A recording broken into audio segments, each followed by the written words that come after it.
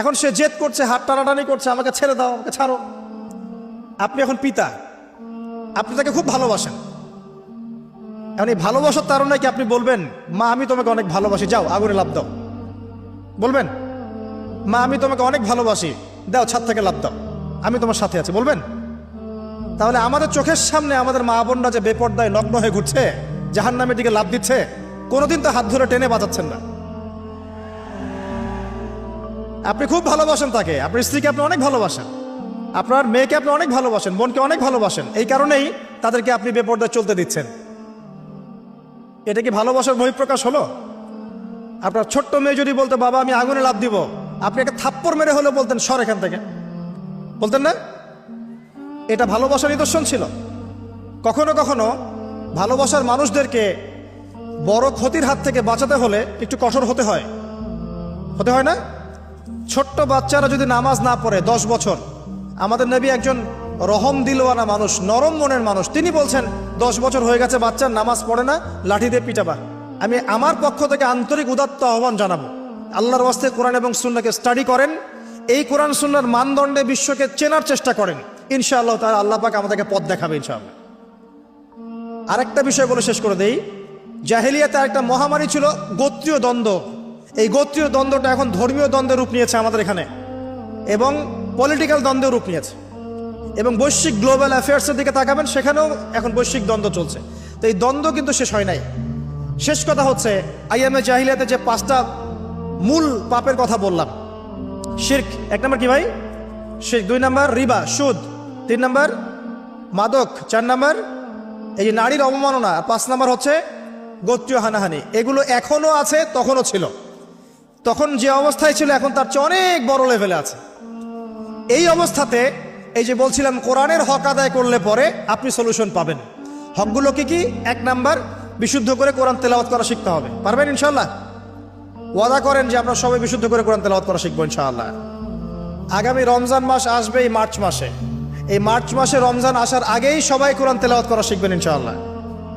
এবং আমাকে ওয়াদা করেন প্রত্যেক দিন মিনিমাম 1 পারা করে কোরআন তেলাওয়াত করবেন। পারবেন ইনশাআল্লাহ? ইনশাআল্লাহ। 2 নাম্বার, কোরআনের অর্থ বুঝতে হবে। অর্থ বুঝতে হলে আপনাকে টুকটাক আরবি ভাষা জানতে হবে, অর্থ বুঝতে হবে। যদি আরবি ভাষা এখন শিখতে নাও পারেন, বিশুদ্ধ করে তাফসির নেবেন, হয় তাফসির ইবনে কাসির বা জালালাইন বা মারিফুল কোরআন, যে তাফসির আপনার কাছে ভালো মনে হয় এই তাফসির আপনি বাসায় পড়বেন। তবে কোরআনের অর্থ পড়েই নিজেকে পণ্ডিত স্কলার ভাবা শুরু করবেন না, মুস্তাহিদ ভাবা শুরু করবেন না। অনেক বিষয় কোরআনে আছে যেগুলো সরাসরি অর্থ বোঝা সম্ভব না, ব্যাখ্যার প্রয়োজন আছে। এই ব্যাখ্যাগুলো বোঝার জন্যে আলেম ওলামাদের সাথে সম্পৃক্ততা রাখবেন। 2 নাম্বার। 3, একটু দাঁড়ান, শেষ করছি, বিশৃঙ্খলা করবেন না। 3 নাম্বার, কোরআনের আদেশ মানবেন। 4 নাম্বার, নিষেধ বর্জন করবেন। কোরআনের আদেশ মানতে রাজি আছি ইনশাআল্লাহ? 1 নাম্বার আদেশ, শিরক করা যাবে না, সালাত পড়তে হবে, নিসাব পরিমাণ সম্পদ হলে যাকাত দিবেন, রমজান মাসে সওম রাখবেন, সামর্থ্য হলে হজ করবেন। পারবেন ইনশাআল্লাহ? পিতামাতার খেদমত করবেন, সত্য কথা বলবেন, অন্যায়ের সাথে আপোষ করবেন না, আমর বিল মারুফ নাহি আনিল মুনকারের কাজ করবেন। পারা যাবে ইনশাআল্লাহ? ইনশাআল্লাহ। আপনার মা বোনকে পর্দায় রাখবেন, আদর্শ পরিবার গড়বেন, আগামী প্রজন্মকে ইসলাম শেখাবেন। ঠিক আছে ইনশাআল্লাহ? নিষেধও বর্জন করতে হবে। কোরআনে যত নিষেধ আছে কোনো নিষেধে আমি যাব না ইনশাআল্লাহ। ঠিক আছে? সুদে যাব, হারামে যাব, জেনা করব, মাদক খাবো, পর্ন দেখব, আল্লাহ পাক তৌফিক দান করুন। শিরক করবেন, বেদাত করবেন, কুফরে যাবেন, আল্লাহর হালালকে হারাম করবেন, আল্লাহর হারামকে হালাল করবেন, আল্লাহ পাক তৌফিক দান করুন, আমিন। আর সবশেষ 2টা কথা হচ্ছে, কোরআনের দাওয়াত পৌঁছাতে হবে। দাওয়াত মুসলিম অমুসলিম সবার কাছে পৌঁছাতে হবে। যে ব্যক্তির দাওয়াত যত বেশি কবুলিয়াত পাবে তার আমলনামা তত ভারী হবে ইনশাআল্লাহ। আপনার দাওয়াতে যদি একজন মানুষও আল্লাহর দ্বীনের পথে আসে, হাজার হাজার শত শত লাল উট কোরবানি করার চেয়ে বেশি নেকি হবে ইনশাআল্লাহ। আর সবশেষ কথা হচ্ছে, কোরআনের যে বিধানগুলো আছে এগুলো পর্যায়ক্রমে নিজের ব্যক্তি জীবনে, পরিবারে, সমাজে বাস্তবায়ন করার চেষ্টা করুন। আল্লাহ পাক তৌফিক এনায়েত করুন, আমিন। আজকের মতো আমরা এখানে শেষ করছি। আকুলু কওলি হাযা আস্তাগফিরুল্লাহ লি ওয়া লাকুম ওয়া লি। আল কোরআনের হক হচ্ছে 6টা। কয়টা? 6টা। শেখেন, কিছু শেখেন, শান্ত হয়ে বসে কিছু শেখেন। কোরআনের হক কয়টা? 6টা। 1 নাম্বার, আল কোরআন বিশুদ্ধ করে তেলাওয়াত করা শিখতে হবে। 1 নাম্বার কি? আল কোরআনের বিশুদ্ধ তিলাওয়াত শিখতে হবে। কয়জন পারি? সবাই পারি মাশাআল্লাহ। আচ্ছা, আমি আসছি, দেখি কতজন পারেন। 2 নাম্বার, কোরআনুল কারীমের অর্থটা বোঝার চেষ্টা করতে হবে। কতজন কোরআনের অর্থ বুঝি? হাত তোলেন। মাশাআল্লাহ, গরম।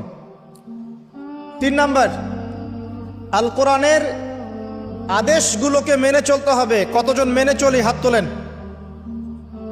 3 নাম্বার। 4, আল কোরআনুল কারীমের যত নিষেধ আছে নিষেধগুলোকে বর্জন করতে হবে। সবাই বর্জন করি তো মাশাআল্লাহ। 4। 5, আল কোরআনুল কারীমের দাওয়াত, আল কোরআনের দাওয়াত মুসলিম অমুসলিম সবার মাঝে প্রচার করতে হবে। কয়জন করি? মাশাআল্লাহ। আর 6 নাম্বার, আল কোরআনের মধ্যে আল্লাহ রাব্বুল আলামিন কিছু বিধান দিয়েছেন, কিছু বিধান নাজিল করেছেন। এই বিধানগুলোকে পর্যায়ক্রমে ব্যক্তি, পরিবার, সমাজ এবং রাষ্ট্রে বাস্তবায়ন করতে হবে। কতজন করেছে? এই হলো 6টা হক কোরআনের। কয়টা হক? একটা সমাজের কথা বলি, আমি সাউন্ডের কারণে কথা বলে শান্তি পাচ্ছি না। একটা সমাজের কথা বলি, কাজ করো কাজ করো। আইয়ামে জাহিলিয়াতের নাম শুনেছেন?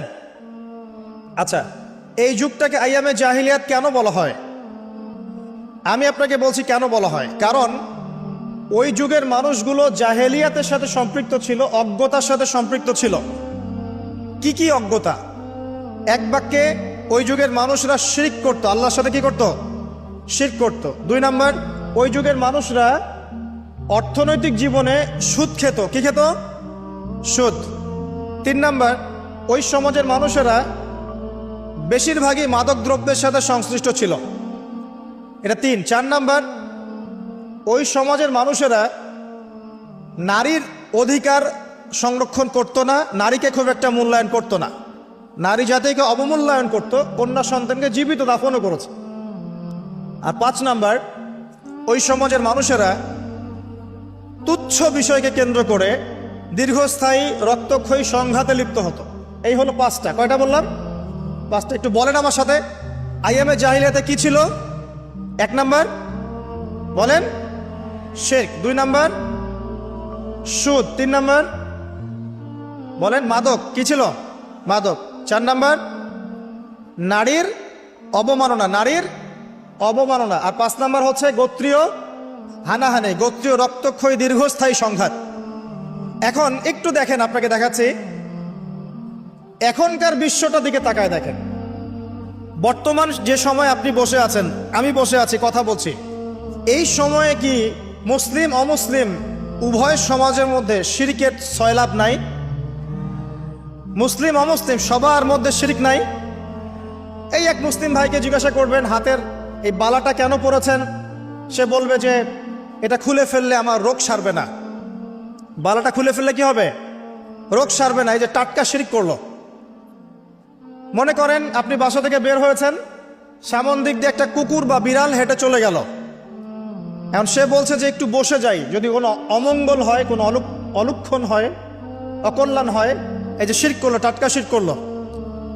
একজন মুসলিম গরু ছাগল নিয়ে যাচ্ছে কোথায়? ওই মাজারে, দরগায়। কি করতে? জবাই হবে ওখানে, নজর মানত, আল্লাহ ছাড়া অন্য কারো উদ্দেশ্যে কুরবানি, টাটকা শিরক করলো। একজন মহিলার সন্তান হয় না, এক কবিরাজের কাছে গিয়েছে ভবিষ্যতে সন্তান হবে কিনা জানার জন্যে, শিরক করলো। একজন ভাই, তার সন্তান হয় না, সে গিয়েছে এক মাজারে, সেখানে গিয়ে কবরবাসীর কাছে দোয়া করছে, আমাকে সন্তান দেন, শিরক হলো। একজন ব্যক্তি অমুক দূরে একটা কবরস্থানে গিয়ে কবরকে সেজদা করলো, শিরক হলো। একজন ব্যক্তি ব্যক্তিগত জীবনে কোরআন সুন্নাহ মানে, অর্থনৈতিক জীবন, পারিবারিক জীবন, সামাজিক জীবনে কোরআন সুন্নাহ মানতে চায় না। সে বলে যে কোরআন সুন্নাহর বিধান এখানে নাই, ওখানে ছিল, শিরক করলো। একজন ব্যক্তি আল্লাহর হালালকে হারাম করে ফেললো, হারামকে হালাল করে ফেললো, শিরক করলো। একজন ব্যক্তি বলল যে মাদকদ্রব্য খাওয়া যাবে, মাদকদ্রব্য হারাম, এটা আমি মানি না, শিরক করলো। একজন ব্যক্তি বলল পর্দার বিধান এই যুগে চলে না, ওই যুগে চলতো, শিরক করলো। একজন ব্যক্তি বিশ্বাস করে যে এই মহাবিশ্বের কোনো স্রষ্টা নাই, মহাবিশ্ব বিগ ব্যাং থেকে সৃষ্টি হয়েছে, শিরক করলো। একজন ব্যক্তি মনে করে যে আল্লাহ আছে, সাথে আরো ইলাহ আছে, শিরক করলো।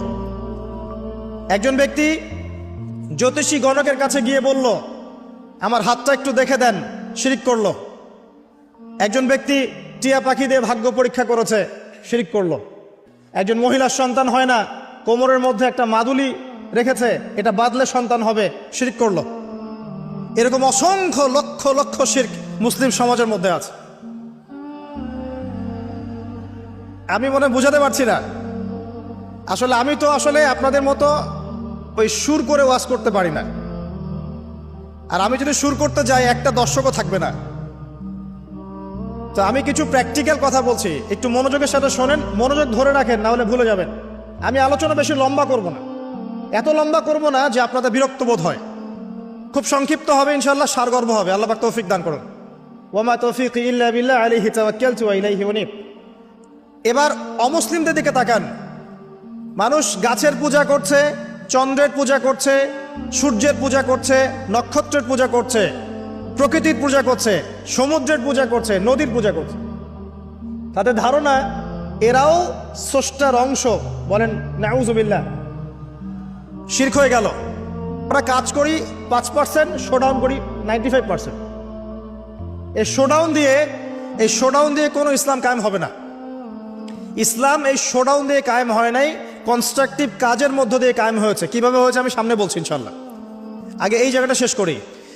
এক কথায় ওই সুদ, জাহিলি যুগের ওই সুদ কি এখন গ্লোবালাইজেশন হয়েছে কি হয় নাই? তাহলে জাহিলিয়াত আছে কি নাই?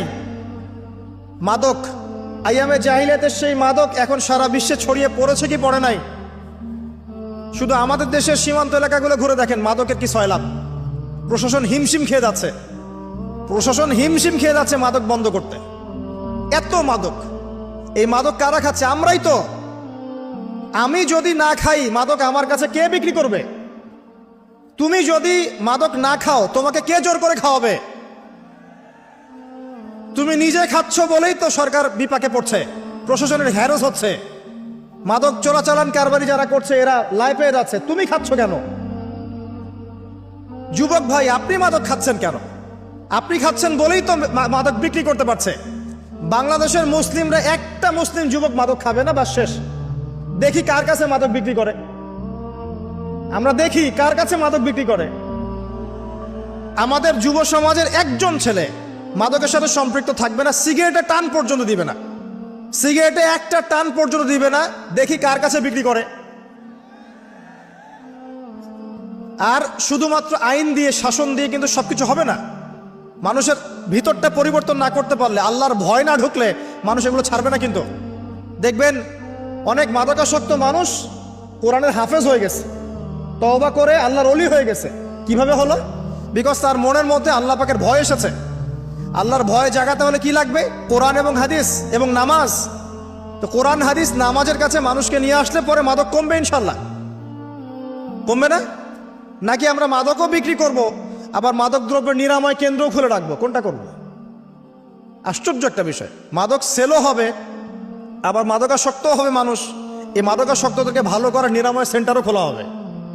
কি সার্কাস! সুবহানাল্লাহ। আমার সাথে ওয়াদা করেন, এখানে যত মানুষ আছেন, জীবনে কোনোদিন কোন রকম মাদক দ্রব্যের সাথে সংশ্লিষ্ট রাখবেন না। আল্লাহ পাক সাক্ষী থাকুন, আল্লাহ পাক কবুল করুন। আমি সিগারেট চলবে না, জর্দা খাওয়া চলবে না, গুল খাওয়া চলবে না। আর বাকি যেগুলো আছে, ওই যে গাঁজা মাজা ইয়াবা সব বাদ, ওগুলো তো বাদ দিলাম। আর একটা কথা বলি, এটা আমি বলতে পারি এই কারণে,